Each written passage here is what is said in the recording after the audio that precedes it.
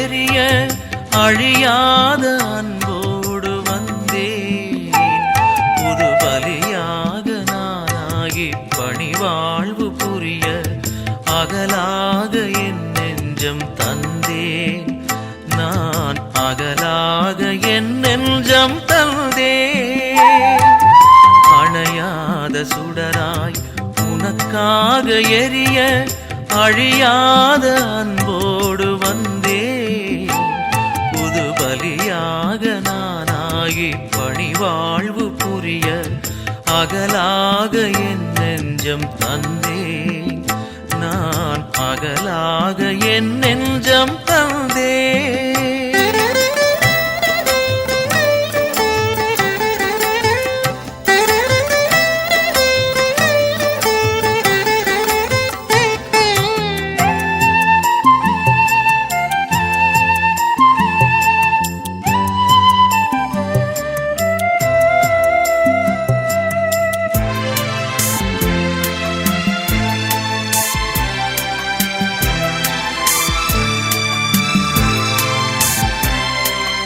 அழகான இதயம் நீ தந்தது, அதில் வழிந்தோடும் மொழியும் உன் அன்பானது.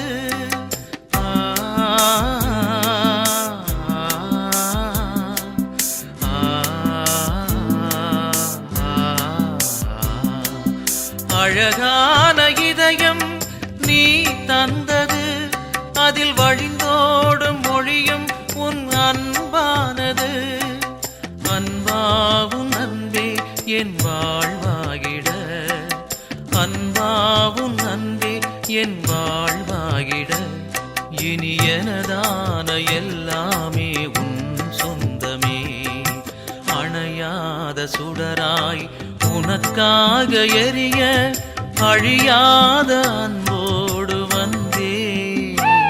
புது பலியாக நானாகி பணிவாழ்வு புரிய அகலாக என் நெஞ்சம் தந்தேன். நான் அகலாக என் நெஞ்சம் தந்தேன்.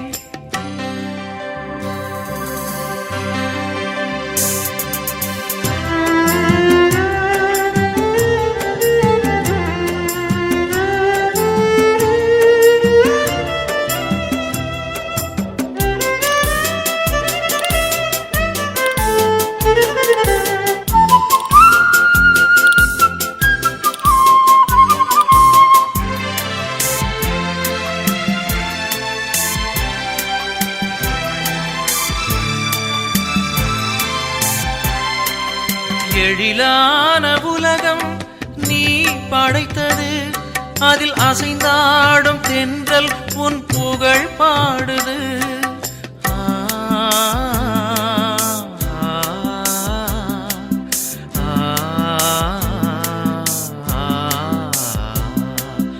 எழிலான உலகம் நீ படைத்தது, அதில் அசைந்தாடும் தென்றல் உன் புகழ் பாடுது. தேவாவுன் நிலையன்பு எனில் தங்கிட, தேவாவுன் நிலையன்பு எனில் தங்கிட, இனி திசையெங்கும் உன் பாடல் நானாகுவேன். அணையாத சுடராய் உனக்காக எரிய அழியாத அன்போடு வந்தேன். புது பலியாக நானாகி பணிவாழ்வு புரிய அகலாக என் நெஞ்சம் தந்தேன். நான் அகலாக என் நெஞ்சம் தந்தேன். அணையாத சுடராய் உனக்காக எரிய அழியாத அன்போடு வந்தேன். புது பலியாக நானாகி பணிவாழ்வு புரிய அகலாக என் நெஞ்சம் தந்தேன். நான் அகலாக என் நெஞ்சம் தந்தேன். லூக்கா நற்செய்தி அலகு 19 இறை சொற்றொடர்கள் 11 முதல் 28 வரையிலானவைகள். அக்காலத்தில் இயேசு எருசலேமை நெருங்கி வந்து கொண்டிருந்தார். அவர் சொன்னதை கேட்டுக் கொண்டிருந்தவர்கள் இறையாட்சி உடனடியாக தோன்றப் போகிறது என்று நினைத்தார்கள். அப்போது இயேசு மேலும் ஒரு உவமையை சொன்னார். உயர் குடிமகன் ஒருவர் ஆட்சி உரிமை பெற்று வர தொலை நாட்டிற்கு போக புறப்பட்டார். அப்போது அவர் தம் பணியாளர்கள் 10 பேரை அழைத்து 10 வினாக்களை அவர்களிடம் கொடுத்து அவர்களை நோக்கி, நான் வரும் வரை இவற்றை வைத்து வாணிகம் செய்யுங்கள் என்று சொன்னார். அவருடைய குடிமக்களோ அவரை வெறுத்தனர். எனவே அவர் அரசராக இருப்பது எங்களுக்கு விருப்பமில்லை என்று சொல்லி தூது அனுப்பினார். இருப்பினும் அவர் ஆட்சியுரிமை பெற்று திரும்பி வந்தார். பின்னர் தம்மிடம் பணம் வாங்கியிருந்த பணியாளர் ஒவ்வொருவரும் ஈட்டியது எவ்வளவு என்று கூறிய அவர் அவர்களை கூப்பிட்டு அனுப்பினார். முதலாம் பணியாளர் வந்து, ஐயா, உமது மினாவை கொண்டு 10 மினாக்களை சேர்த்துள்ளேன் என்றார். அதற்கு அவர் அவரிடம், நன்று நல்ல பணியாளரே, மிகச்சிறிய பொறுப்புகளில் நம்பிக்கைக்குரியவராய் இருந்தீர். எனவே 10 நகர்களுக்கு அதிகாரியாக இரும் என்றார். இரண்டாம் பணியாளர் வந்து, ஐயா, உமது மினாவை கொண்டு 5 மினாக்களை ஈட்டியுள்ளேன் என்றார். அவர், எனவே நீர் 5 நகர்களுக்கு அதிகாரியாய் இரும் என்று அவரிடமும் சொன்னார். வேறொருவர் வந்து, ஐயா, இதோ உமது மினா, ஒரு கைக்குட்டையில் முடித்து வைத்திருக்கிறேன். ஏனெனில் நீர் கண்டிப்புள்ளவர் என்று உமக்கு அஞ்சி இப்படி செய்தேன். நீர் வைக்காததை எடுக்கிறவர், நீர் விதைக்காததை அறுக்கிறவர் என்றார். அதற்கு அவர் அவரிடம், பொல்லாத பணியாளே, உன் வாய் சொல்லை கொண்டே உனக்கு தீர்ப்பிடுகிறேன். நான் கண்டிப்பானவன், வைக்காததை எடுக்கிறவன், விதைக்காததை அறுக்கிறவன் என உனக்கு தெரியுமல்லவா? அப்படியானால் ஏன் என் பணத்தை வட்டி கடையில் கொடுத்து வைக்கவில்லை? நான் வந்து அதை வட்டியோடு சேர்த்து பெற்றிருப்பேனே என்றார். பின்பு அருகில் நின்றவர்களிடம் அந்த மினாவை அவனிடமிருந்து எடுத்து 10 மினாக்கள் உள்ளவருக்கு கொடுங்கள் என்றார். அதற்கு அவர்கள், ஐயா, அவரிடம் 10 மினாக்கள் இருக்கின்றனவே என்றார்கள். அவரோ, உள்ளவர் இவருக்கும் கொடுக்கப்படும், இல்லாதவரிடமிருந்து உள்ளதும் எடுக்கப்படும் என உங்களுக்கு சொல்லுகிறேன் என்றார். மேலும் அவர், நான் அரசனாக இருப்பதை விரும்பாத என் பகைவர்களை இங்கு கொண்டு வந்து என் முன் படுகொலை செய்யுங்கள் என்று சொன்னார். இவற்றை சொன்ன பின்பு இயேசு அவர்களுக்கு முன்பாக எருசலேமுக்கு புறப்பட்டு சென்றார். ஆண்டவரின் அருள்வாக்கு. இறைவா, உமக்கு நன்றி. அன்புக்கினியவர்களே, கொடுக்கப்பட்ட பொறுப்புகளிலே பெரும் மகிழ்ச்சியோடு நாம் பயணித்தால் கடவுளுக்கு அது நல்லா பிடிக்கும். பொறுப்புகள் சொன்ன உடனே ஏதோ போப்பாண்டவர், பிஷப்பு அல்லது முதலமைச்சர், பிரைம் மினிஸ்டரு, சீஃப் மினிஸ்டரு அப்படின்னு மட்டும் நினைச்சிடக்கூடாது. ஒவ்வொரு குடும்பத்தை வழிநடத்தக்கூடிய, ஒரு சமூகத்தை வழிநடத்தக்கூடிய, ஒரு சமயத்தை வழிநடத்தக்கூடிய, ஒரு அரசியலை, அரசாங்கத்தை, ஒரு அலுவலகத்தை, பள்ளிக்கூடத்தை, நிறுவனத்தை வழிநடத்தக்கூடிய பொறுப்புகள் இந்த உலகத்தில் எல்லோருக்கும் கொடுக்கப்பட்டுள்ளது. எல்லாருக்கும் கடவுள் பொறுப்பு கொடுத்திருக்கிறார். அந்த பொறுப்பை பெரும் மகிழ்வோடு கொண்டாடுகின்றவர்கள் ஒன்றன்பின் ஒன்றாக சாதிப்பார்கள் என்பது உண்மை. அந்த பொறுப்பை வேண்டா வெறுப்போடு பார்க்கின்றவர்கள் நிமிர்ந்து நிற்க முடியாமல் சரிந்து போவார்கள். நமக்கு கொடுக்கப்பட்டுள்ள பொறுப்பை பெரும் மகிழ்ச்சியோடு செய்து வாழ்க்கையை கொண்டாட வேண்டும். வாருங்கள் என்றுதான் இந்த இறைவார்த்தை நமக்கு அழைப்பு விடுக்கிறது. பொறுப்பை வெறுப்போடு பார்க்காமல் மகிழ்வோடு பார்க்க கற்றுக்கொள்ள வேண்டும் என்று சொன்னால் 2 காரியங்களை நாம் சிந்திக்க வேண்டும். ஒன்று, சிறப்பாக்குவேன் என்று நினைக்க வேண்டும், சிறப்புறுவேன் என்றும் நினைக்க வேண்டும். என்னிடம் கொடுக்கப்பட்டுள்ள எந்த பொறுப்பாக இருந்தாலும் சரி, அதை மினா என்று சொல்கிறோம். அதை நான் மிகவும் சிறப்பாக்க வேண்டும் என்ற எண்ணம் என்னிடத்திலே உருவாக்கப்பட்டுள்ளதா? அது இருத்தல் மிகவும் அவசியம். நேற்று செய்ததை விட இன்று இன்னும் சிறப்பாக செய்வேன். நிச்சயமாக உன்னை சுற்றி பொறாமைகள் இருக்கலாம், இருக்கிறது. இருந்தாலும் நேற்று செய்ததை விட இன்று இன்னும் சிறப்பாக செய்வேன் என்ற அணையாத ஆவல், ஆசை அனைத்தையும் அற்புதமாக்கும். இது நாளும் பொழுதும் எரிந்து கொண்டே இருக்க வேண்டும். எப்படி இருந்தால் அல்லது இப்படி எரிந்தால் நாம் கண்டிப்பாக நமது பொறுப்பை பெருமகிழ்ச்சியாக பார்க்க முடியும். இரண்டாவது, நம்மிடம் ஒப்படைக்கப்பட்டுள்ள பொறுப்புகளை சிறப்பாக செய்து நாம் சிறப்பு மிக்கவர்கள் என தரச் சான்றிதழை பிறரிடமிருந்து பெற வேண்டும். அது பெருமைக்காக அல்ல, நம்முடைய தகுதிக்காக. நம்முடைய சிறப்பான பொறுப்புகளெல்லாம் சிறப்புற வேண்டும். நம் பெயர் சிறப்புறும், நம் செய்கின்ற பொறுப்பான செயல்களால் நமது புகழ் எப்பொழுதுமே குந்தாமல் நிலைத்து நிற்கும். நம் பொறுப்புகளை நாம் சரியாக செய்யும் போது மட்டுமே நாம் சிறப்புற முடியும். சாதனையின் பக்கங்கள் நம்மை அழைக்கிறது. நன்று நம்பிக்கைக்குரிய நல்ல பணியாளரே, சிறிய பொறுப்புகளில் நம்பிக்கைக்குரியவராய் இருந்தீர், எனவே பெரிய பொறுப்புகளில் உம்மை அமர்த்துவேன் என்று மத்தேயு நற்செய்தியாளர் 25:21 இயேசு சொல்வது போன்று நம்முடைய சிறிய பொறுப்பாயினும் அது ஏளனமாக பார்க்காமல் கொடுக்கப்பட்டுள்ள திறமைகளை, பொறுப்புகளை சரிவர செய்ய முயற்சி எடுப்போம். கடினமாக இருந்தாலும், சுற்றி பொறாமைகள் இருந்தாலும், அதுக்குள்ள வாய்ப்புகள், வசதிகள் ஏராளம் இல்லை என்று சொன்னாலும் முடிந்தவரை செய்து பார்ப்போம். நிச்சயமாக வெற்றி நமதே. ஆமேன். மன்றாடுவோமாக. கொடைகளின் நாயகனே ஆண்டவரே இயேசுவே, நீர் எமக்கு தந்திருக்கிற பல்வேறு கொடைகளுக்காய், பொறுப்புகளுக்காய் உமக்கு நன்றி செலுத்துகிறோம். இந்த பொறுப்புகளை, கொடைகளை கொண்டு நாங்கள் உமக்கும் இந்த சமூகத்திற்கும் சமயத்திற்கும் பெருமை சேர்த்திட அருள் தந்தருளும். எங்களது தோல்விகளுக்கு பிறர் மீது பழி போடாமல் நேர்மையாக எங்களை ஆய்வு செய்து ஞானத்தையும் எங்களுக்கு தாரும். ஆமேன்.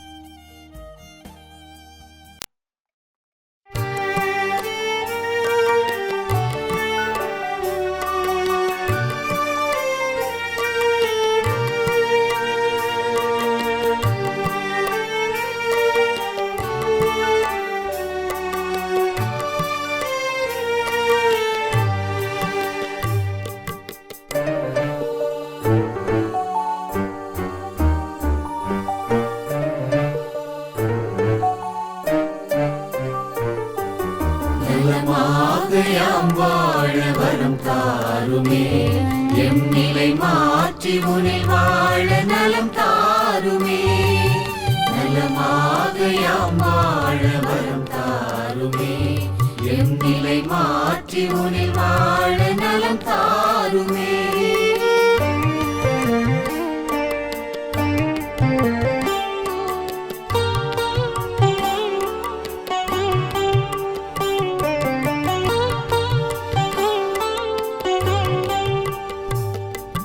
மகிழ்வில்லா மனமென்றால் மனநோயா, அதில் மகிழ்வாக நீ வந்து நலம் தாருமே. நலமாக யாம் வாழ வரம் தாருமே. பொய் கூறும் நாவென்றால் பேய் நோயா, அதில் மெய்யாக நீ வந்து நலம் தாருமே. நலமாக யாம் வாழ வரம் தாருமே, எம் நிலை மாற்றி உனில் வாழ நலம் தாருமே.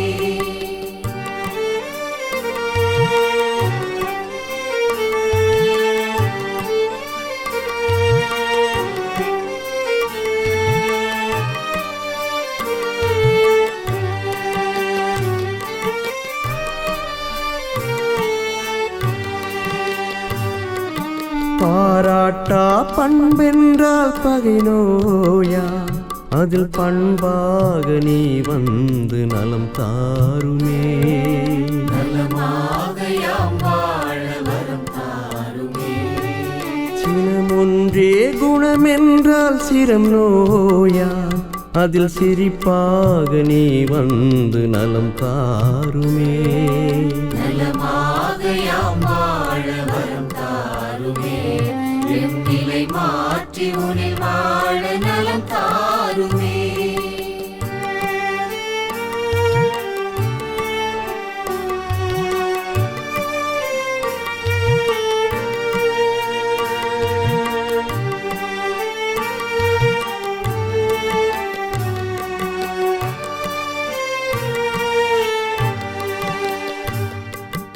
உழைக்காத உடல் என்றால் உயிர் நோயா, அதில் உழைப்பாக நீ வந்து நலம் தாருமே.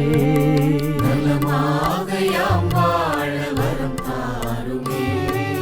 கனியாத உளமென்றால் கடும் நோயா, அதில் கனிவாக நீ வந்து நலம் தாருமே. நலமாக யாம் வாழ வரம் தாருமே, எம் நிலை மாற்றி உனில் வாழ நலம் தாருமே.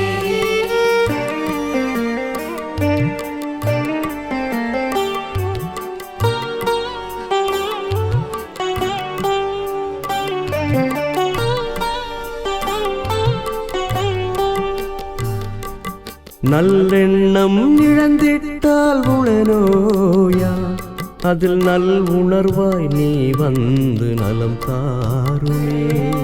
நலமாக யாம் வாழ வரம் தாருமே. நம்பிக்கை களைந்திட்டால் வாழ்வில்லையா அதில் நலமாக்கும் நீ வந்து வாழ்வாகுமே. நலமாக யாம் வாழ வரம் தாருமே. எம் நிலை மாற்றி உனில் வாழ நலம் தாருமே.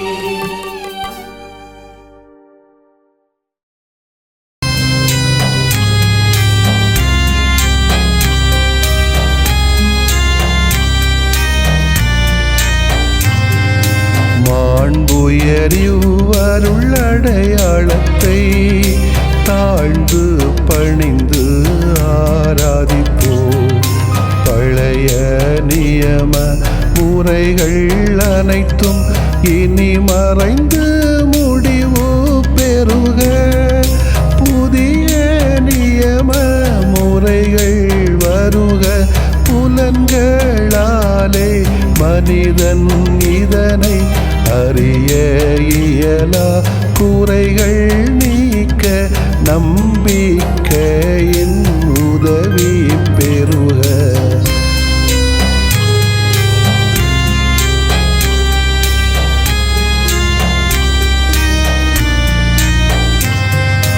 தந்தை அவர்க்கும் மகன் அவர்க்கும் புகழ்ச்சியோடு வெற்றியாக்கும். மீட்பின் பெருமை மாட்சிமையோடு வலிமை வாழ்த்து யாவுமாக. இருவரிடமாய் வருகின்றவராம் தூய ஆவியானவர்க்கும் அளவில்லாத சமப்புகழ்ச்சி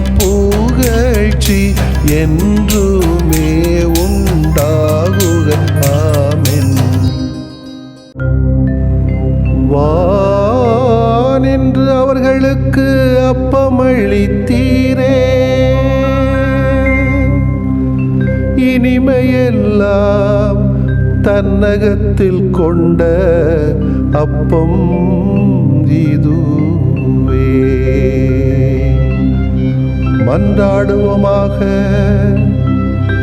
இறைவா, இந்த வியப்புக்குரிய அருளடையாளத்திலே உம்முடைய பாடுகளின் நினைவை எங்களுக்கு விட்டு சென்றீ. உம் திருவுடல் திருரத்தமாகியவற்றின் தூய மறைபொருளை வணங்கும் நாங்கள் உமது மீட்பின் பயனை இடைவிடாமல் துய்த்து உணர்ந்து மகிழ அருள்வீராக. தந்தையாகிய இறைவனோடும் தூய ஆவியாரின் ஒன்றிப்பில் இறைவனா என்றென்றும் வாழ்ந்து ஆட்சி செய்கின்ற உம்மை மன்றாடுகிறோம். ஆமென்.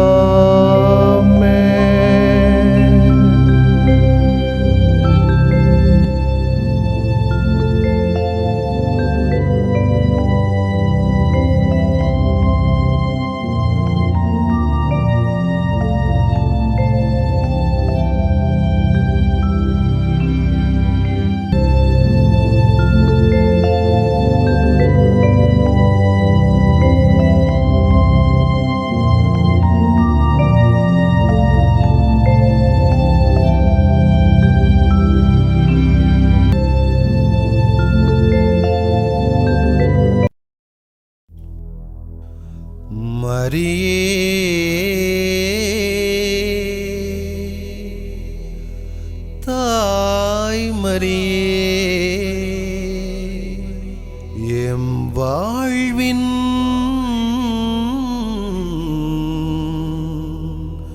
மாதிரியே.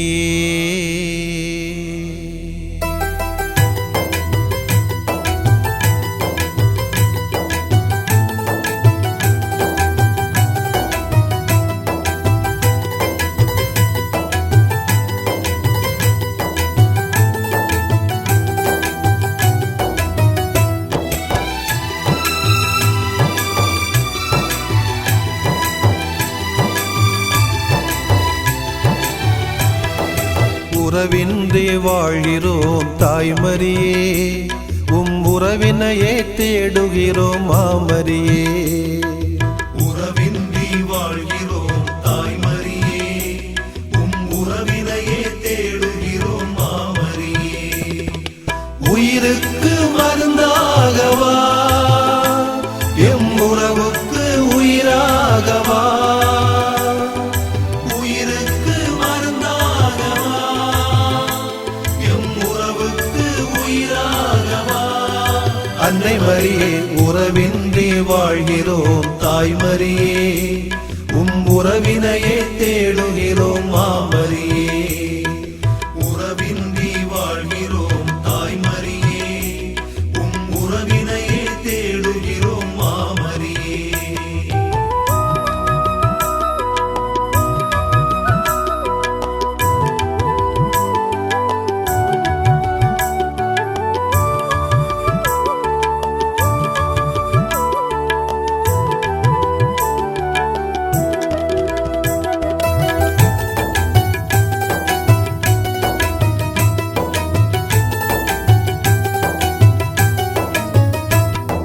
வாழ்வினில் வறுமையை வளமாக்கவா, எமை வருத்திடும் சோகங்கள் சுகமாக்கவா. வாழ்வினில் வறுமையை வளமாக்கவா, எமை வருத்திடும் சோகங்கள் சுகமாக்கவா. கனவுகள் கண்டோம் அம்மா, கருணையும் பெற்றோம் அம்மா. கனவுகள் கண்டோம் அம்மா, கருணையும் பெற்றோம் அம்மா. எம்மில் உம்மை வாழ்வாக்கவா, எம்மில் உம்மை வாழ்வாக்கவா. உறவின்றி வாழ்கிறோம் தாய்மரியே, தாய்மரியே, உறவினையே தேடுகிறோம் மாமரியே. மாமரியே, உயிருக்கு மருந்தாகவா, எம் உறவுக்கு உயிராகவா. அன்னை மரியே, உறவின்றி வாழ்கிறோம் தாய்மரியே, உம் உறவினையே தேடுகிறோம் மாமரியே.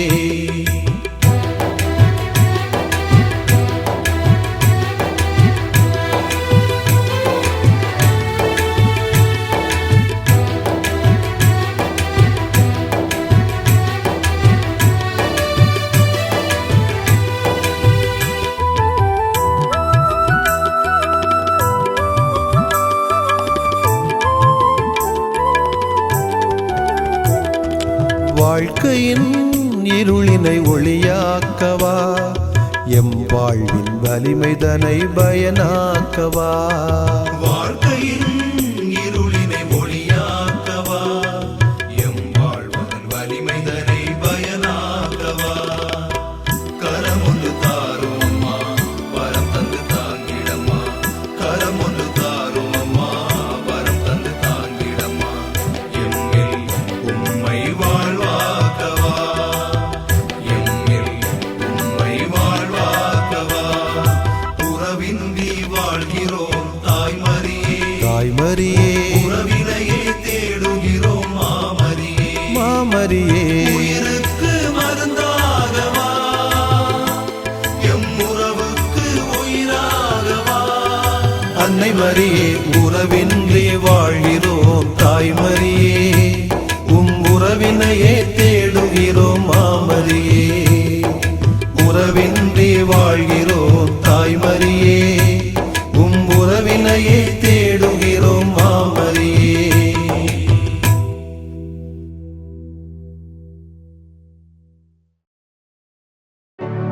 நிலையான புகழுக்குரிய தூய இறை நன்மைக்கு எல்லா காலமும்